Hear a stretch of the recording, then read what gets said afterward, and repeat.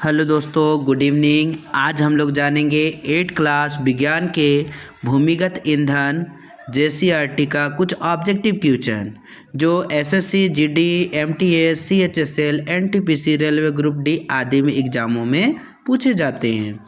पहला क्वेश्चन है कि भूमिगत ईंधन का मुख्य स्रोत क्या है। तो सूर्य है, वन है, पृथ्वी है, जल है। तो भूमिगत ईंधन का मुख्य स्रोत है वो पृथ्वी है।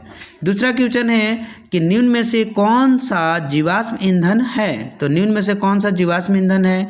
तो यहाँ पर कोयला जो है वो जीवाश्म ईंधन है। अगला क्वेश्चन है कि कोयले का निर्माण किससे हुआ है। तो कोयले के निर्माण जो है वो पौधे के अवशेष से हुआ है। पौधा और जीव जंतु के अवशेष से हुआ है जो हजारों करोड़ों वर्ष पहले दब के रह गया था। अगला क्वेश्चन है कि कोयले का उपयोग किस कार्य में नहीं होता है। तो नहीं होता है इसका आंसर हो जाएगा यानी खाद्य पदार्थ में इसका उपयोग नहीं होता है। खाद्य पदार्थ में इसका उपयोग नहीं किया जाता है। कोयले से प्राप्त होने वाला ठोस ईंधन है। तो कोयले से प्राप्त होने वाला ठोस ईंधन कोक है। क्या है? कोक। पेट्रोल, डीजल, किरोसिन ये सब लिक्विड फॉर्म है, ठोस नहीं है।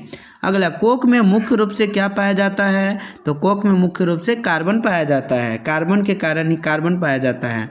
अगला है, कोयले के शोधन से क्या प्राप्त होता है। तो कोयले के शोधन से कोक प्राप्त होता है और कोलतार प्राप्त होता है।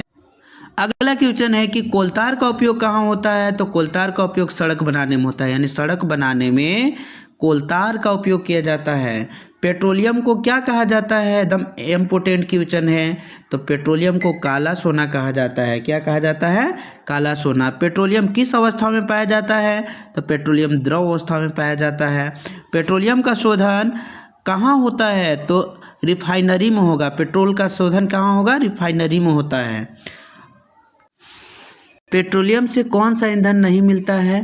तो पेट्रोलियम से आपका जो है वो कोक नहीं मिलता है। पेट्रोलियम से क्या नहीं मिलता है। तो कोक नहीं मिलता है। केरोसिन का उपयोग होता है। केरोसिन का उपयोग कहाँ होता है। तो विमान में होता है, चूल्हे में होता है, कार में होता है, ट्रेन में। तो केरोसिन का तेल जो है यानी मिट्टी का तेल, इसको चूल्हा में उपयोग किया जाता है। एलपीजी का पूरा नाम क्या होता है। तो लिक्विड पेट्रोलियम गैस होता है। एलपीजी का पूरा नाम क्या होता है। लिक्विड पेट्रोलियम गैस होता है।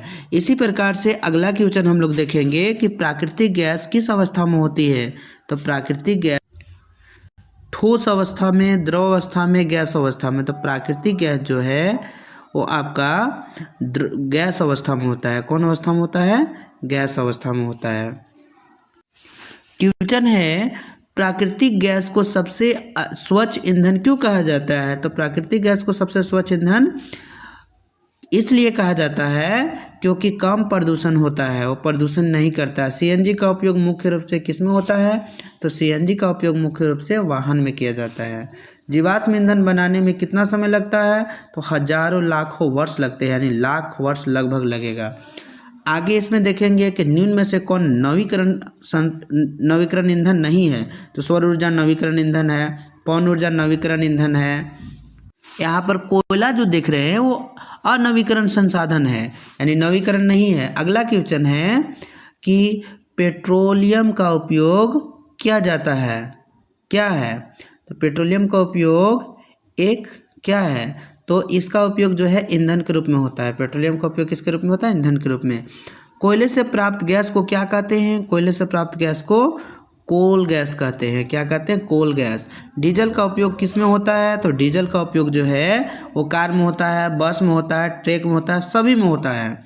अगला क्वेश्चन है कि पेट्रोलियम का सबसे हल्का अंश क्या कहलाता है।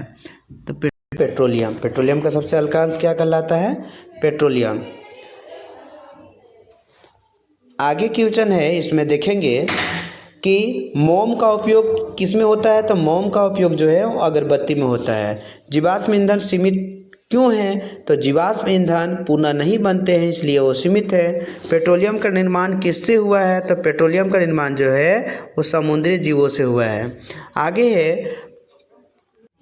प्राकृतिक गैस का प्रमुख घटक क्या है। तो प्राकृतिक गैस का प्रमुख घटक मेथेन है। प्राकृतिक गैस का प्रमुख घटक क्या है। मेथेन, यानी CH4 है। आगे है, कोयले मुख्यतः कहाँ पाए जाते हैं? तो कोयले मुख्यतः खदानों में पाए जाते हैं। कहाँ पाए जाते हैं? खदान में। ईंधन का मुख्य कार्य क्या है? तो ईंधन का मुख्य कार्य ऊष्मा देना है। ईंधन का मुख्य कार्य क्या है? अगला क्वेश्चन देखेंगे कि कोयले का सबसे शुद्ध अवस्था क्या है? तो कोयले का सबसे शुद्ध अवस्था होता है एंथ्रेसाइट।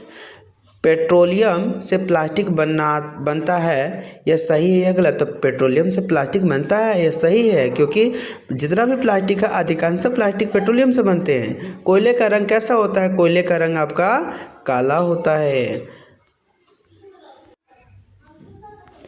अब यहाँ पर देखेंगे निम्न में से कौन घरेलू ईंधन है? तो घरेलू ईंधन का बात करेंगे तो एलपीजी है, वो घरेलू ईंधन है। पेट्रोलियम का एक अवशेष उत्पाद है। पेट्रोलियम का एक अवशेष उत्पाद जो है वो मोम है। मोम यानी जिससे अगरबत्ती बनता है। आगे है जीवाश्म ईंधन का अत्यधिक उपयोग क्या बढ़ाता है? तो जीवाश्म ईंधन का अत्यधिक उपयोग प्रदूषण को बढ़ाता है। किस ईंधन से सबसे अधिक धुआं निकलता है? तो किस ईंधन से? तो कोयला से सबसे अधिक धुआं निकलता है। प्राकृतिक गैस का भंडारण किस रूप में किया जाता है? तो प्राकृतिक गैस का भंडारण संपीड़ित गैस के रूप में होता है। पेट्रोलियम का उपयोग किस उद्योग में अधिकतर होता है? तो पेट्रोलियम का अधिकतर उपयोग जो है वो रासायनिक उद्योग में होता है। अगला क्वेश्चन है कोयले की गैस का उपयोग किस में होता है? तो कोयले की गैस का उपयोग ईंधन में भी होता है, प्रकाश में भी होता है, यानी दोनों हो जाएगा। इसका आंसर सी ऑप्शन। भविष्य के लिए हमें क्या करना चाहिए? तो भविष्य के लिए वैकल्पिक ऊर्जा अपनाने चाहिए, अपनाएं। आगे इसी प्रकार की और वीडियो देखने के लिए मेरा चैनल को सब्सक्राइब करें, लाइक करें और बेल आइकन को दबाएं।